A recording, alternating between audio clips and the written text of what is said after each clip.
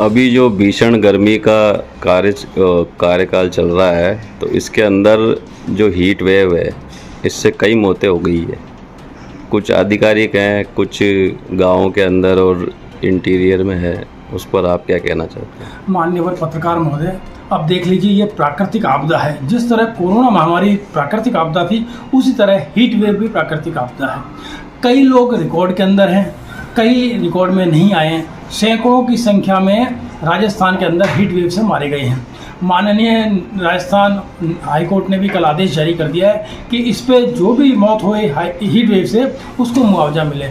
मैं भी आदरणीय मुख्यमंत्री जी से ये निवेदन करना चाहूँगा कि हीट वेव से जो भी मरे, उसको कम से कम 20 लाख रुपया मुआवजा मिले।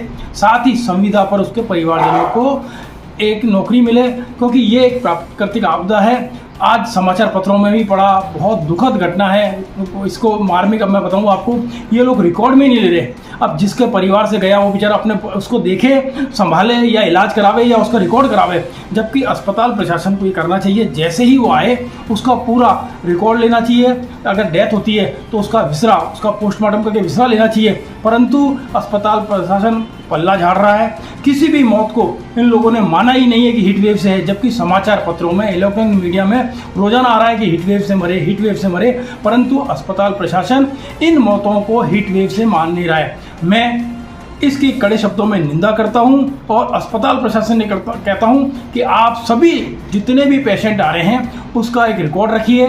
समाचार पत्र भरे पड़े हैं कि हीट वेव से भर्ती हो रहे हैं मरीज, परंतु आप उस पर कोई ध्यान नहीं दे रहे।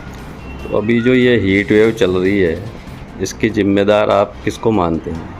इसके जिम्मेदार तो आप हम सभी हैं, क्योंकि प्राकृतिक, देख लीजिए, थोड़ा टाइम में जब कोरोना आया था तो ऑक्सीजन की कमी हुई थी, तब कहा था कि पेड़ होने चाहिए, पेड़ होने चाहिए। आज ग्लोबल वार्मिंग, उसके बाद जितने भी ये पेड़ काटे जाते हैं, हम विकास की तो कर रहे हैं, परंतु विकास के साथ विनाश करते जा रहे हैं। कहीं पर भी जितने एक सड़क बनती है, वो हजारों की संख्या में पेड़ काट देते हैं और लगाते मात्र गिनती के हैं। जबकि एक पूरा वन महकमा है, करोड़ों रुपये इस पर खर्च होता है। ये एक सप्ताह मनाते हैं, बरसात आती है, उसके अंदर पेड़ लगाते हैं, मगर पेड़ ऐसे लगाते हैं कि पेड़ तो लगा दिए, फोटो खिंचवा दी, उसके बाद वो पेड़ मर जाता है।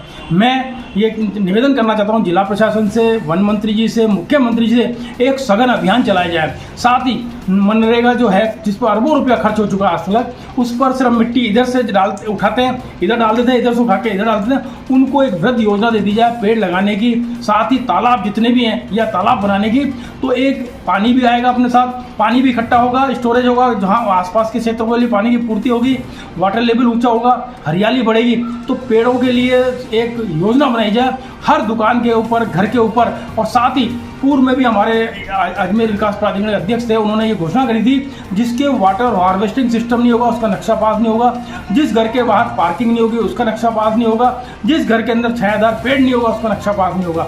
ये सिस्टम चालू करना चाहिए। हर घर के बाहर एक पेड़ लगना चाहिए छायादार। साथ ही जितनी भी दुकानें हैं या जितने भी डिवाइडर हैं, सड़कों के बीच में डिवाइडर हैं, उन पर वृक्ष लगाने चाहिए, जिससे हरियाली हो, टेम्परेचर डाउन हो। आप कहीं भी देख लीजिए, आज आप यहाँ खड़े हो जाइए, यहाँ का टेम्परेचर अगर 52 है, तो आप किसी पेड़ के नीचे पहुँच जाइए, वहाँ 5 डिग्री पेड़ का टेम्परेचर कम होगा।